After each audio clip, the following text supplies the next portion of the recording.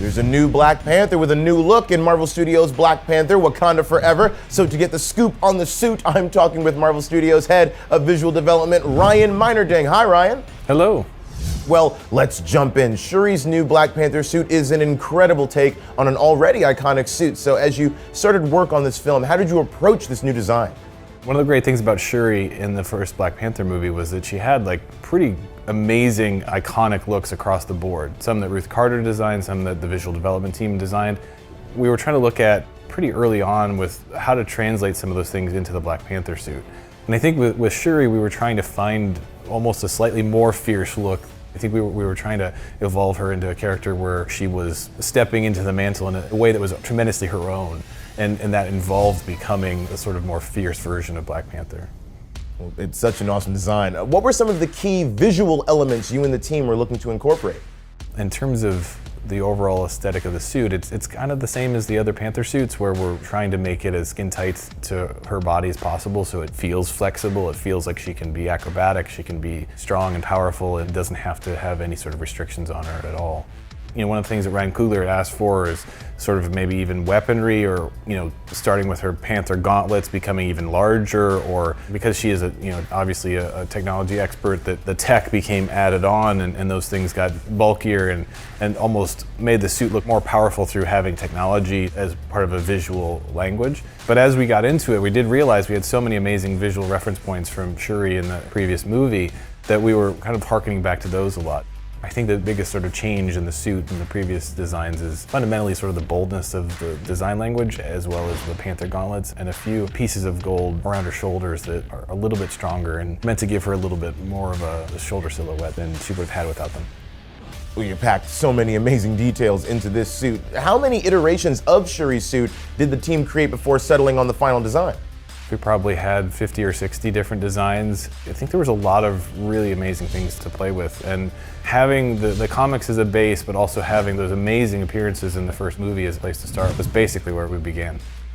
I think we ended up landing on one that had that sort of fierce look with things that represented panther teeth both on the top and bottom of her jaw, and specifically pulling from her Warrior Falls look, where she had a number of white dots painted on her face. We were trying to turn those into sort of graphic elements that are done in silver.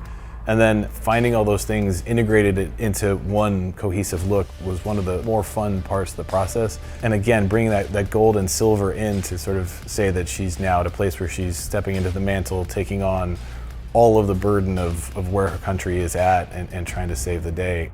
Now, of course, Shuri isn't the first person we've seen take on the mantle of the Black Panther. Are there any parts of this design that reference previous Black Panther suits? One of the fun things about Marvel Studios and Marvel Comics is that there are characters that have these sort of mantles that can get passed from one character to another. That symbol of that mantle becomes different and changed in some way when the new character takes it over. The suits that we start with end up meaning something, and then how they translate into the next film and the next film all seem to become useful in the storytelling going forward. And when we were working on the Black Panther suit for Civil War, that ended up being sort of termed T'Challa's suit. I think in the Black Panther movie, where T'Challa explains to Shuri that was what he had developed, and Shuri creates that suit in Black Panther, right?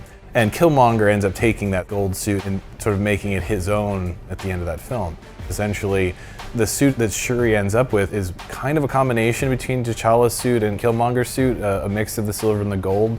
That's the Panther she needed to become in order to be able to fight Namor at the end. There are some subtle nods to each one of those suits in the final design, but it really is as simple as the color schemes being the silver and the gold being the two things. There is a bit of through line for it, her representing her fallen brother, as well as probably begrudgingly representing things she needed to learn from Killmonger. So, Ryan, what did it mean to you to be able to continue the legacy of the Black Panther in the MCU through a new character and this new design?